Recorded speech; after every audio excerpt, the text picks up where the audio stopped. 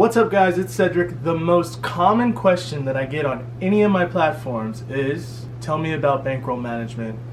What are your tips to bankroll management? And how do I keep from going broke? That's what we're going to talk about right now, so stay tuned.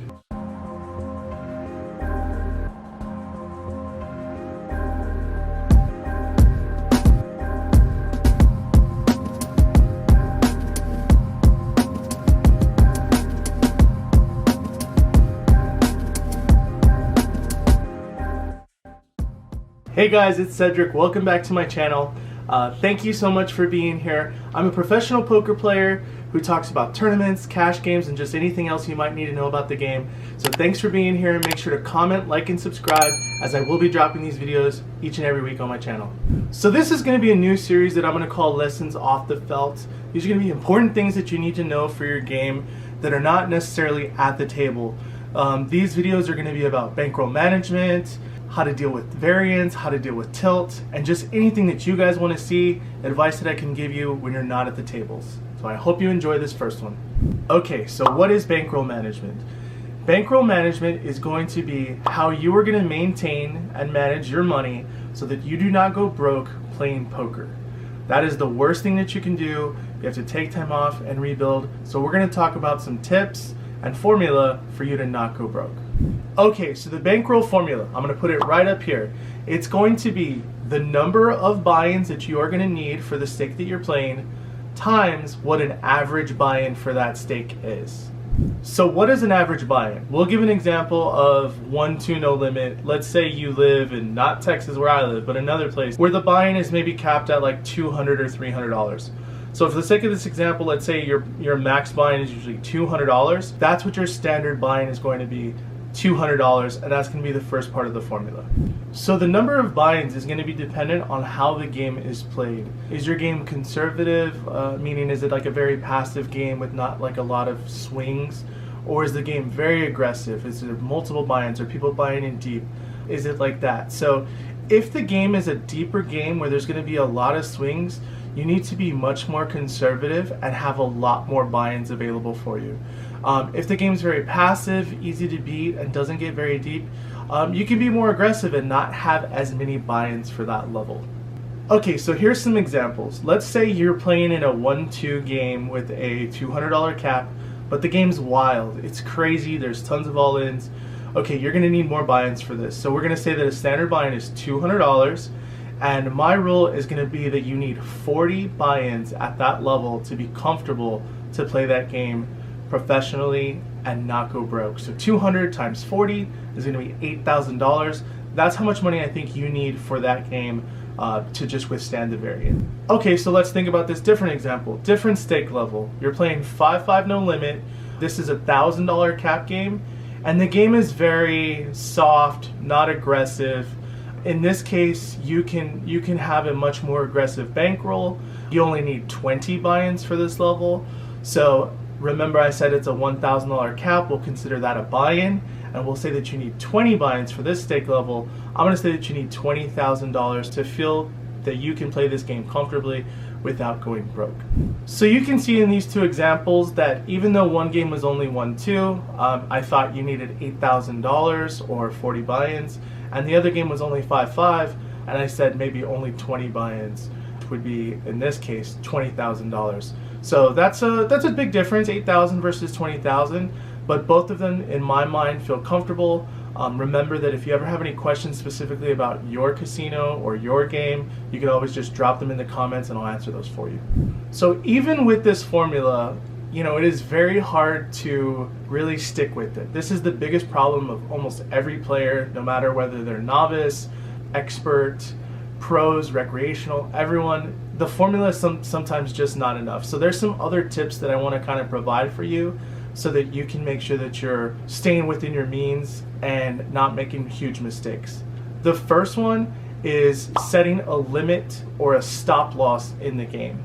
So for instance, mine is typically 2 to 3 buy-ins.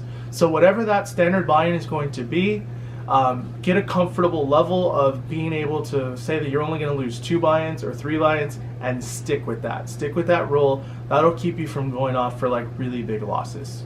And I know that this tip is probably going to be the hardest one to follow, because when you're in a game, you might be seeing red, you want to stay, you want to get unstuck, but these are the sessions that will straight like just bust you long term. Sometimes people can do this once and go completely broke forever. Sometimes it takes them 2 or 3 times, but this is like a situation where I'm talking from experience. If you use this and don't lose more than 3 buy-ins, you're going to be much better off in the long run. Okay, tip number 2. Only play when the game is good. And what I mean by that is you're going to get to your local card room, you're going to get to your local casino, you're going to sit in a game. Maybe it's not your cup of tea, maybe it's just not a really good game. So first, kind of look around, see if there's another game that you can get into. And if there is not, go ahead and pack it up for that day. I know that's really hard to say, but if you are a professional or a very, I guess you could say, semi-professional player, there is always going to be another day to play. You can always go to another card room, you can always go to another casino, or you can just take the day off to do other things, spend time with your family, or just study. So only play when the game is good. And I know this is going to be really hard, especially if you're not a professional player or not like a semi-professional player. If you're just a recreational player, you want to go to your local room or card room or casino, or you're there on a trip, you're going to want to play, right? You're there to play. You don't get a lot of time per week to play or per month to play. So if you are still going to play that day, make sure that you're not the person that's generating all the action.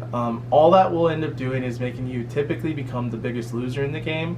So if you get to that table and you want to kind of stir up the action for a second, but don't get a good response or get other people to kind of gamble with you, tone it down and play conservatively, and you have time for that game to get better. Or, like I said, just get up. Okay, only play when you're at 100%. Don't play when you're tired. Don't play when you've been drinking. Don't play if you're angry or having issues outside of the game. Those all can affect your mental state, and inevitably you won't be playing at your best. So only play when you're on top of your game and feeling 100%. The 4th tip, and this is just really important in not just poker but just in life in general, only play when you're able to afford to lose. Don't be playing with money that's for your bills or for your kids or for a vacation. Just play with supplemental money, whatever it is. Doesn't matter if it's $100, $1,000, $10,000. Make sure that it's within your means, and make sure that it's supplemental money that you can afford to lose. Bonus tip: if you're in a relationship, remember that this is not just your money. This is you and your spouse's money, you and your partner's money. So make sure that you're spending it and giving them the respect just as though if they were spending the money on something else. It should kind of be a team decision on what you should have in your bankroll, what is supplemental, and what you can afford to lose. Don't get into arguments about money. I see that all the time. Guys ask me like, hey, how's your wife so cool with you playing poker? And it's honestly because we've talked about all these things and we both trust each other, and we really know what is my budget and what I can afford to lose and what I've built up and what I've won. So make sure to just have an open dialogue with that person. So guys, that's the end of this lesson. I want to say thanks for watching. I really hoped you liked it. I really want to know what you want to see next as for these lessons off the felt. What is it about? Is it about mind state? Is it about relationships? Is it about getting into good games? Like, what do you want to see? What kind of things can I talk about that are not specifically hand strategy, but things you want to see? So once again, thanks so much for being here. Please make sure to like, comment, and subscribe below. I will be putting out these videos every week, so thanks again for watching. Take care.